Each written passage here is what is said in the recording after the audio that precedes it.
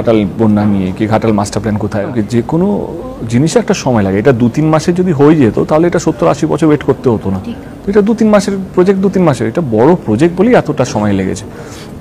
এবং এটাও সত্যি কি, আমি তো ঘাটালে প্রথম এমপি নয়, আমার থেকে বড় বড় নেতারা এখানে এমপি হয়েছেন। গুরুদাস গুপ্ত, তিনি এখানকার এমপি, 7 টাইম এমপি ছিলেন। তো যদি এত সহজ হতো তো এটা অনেক আগে হয়ে যেত। পোস্টও করেছিলাম ঘাটাল বন্যা নিয়ে কি ঘাটাল মাস্টার প্ল্যান কোথায় ঘাটাল। তো আমি বললাম কি, যে কোনো জিনিসে একটা সময় লাগে। এটা 2-3 মাসে যদি হয়ে যেত তাহলে এটা 70-80 বছর ওয়েট করতে হতো না। তো এটা 2-3 মাসের প্রজেক্ট, 2-3 মাসের। এটা বড় প্রজেক্ট বলেই এতটা সময় লেগেছে। এবং এটাও সত্যি কি, আমি তো ঘাটালে প্রথম এমপি নয়, আমার থেকে বড় বড় নেতারা এখানে এমপি হয়েছেন। গুরুদাস গুপ্ত, তিনি এখানকার এমপি, 7 টাইম এমপি ছিলেন। তো যদি এত সহজ হতো তো এটা অনেক আগে হয়ে যেত।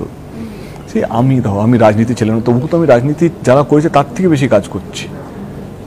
তো আমি জানি আমার দায়িত্ব, বাট যে কোনো জিনিস না, যে কোনো জায়গায় সমালোচনা হবে, আর সেটা থাকা ভালো, আমার তাতে কোনো আপত্তি নেই।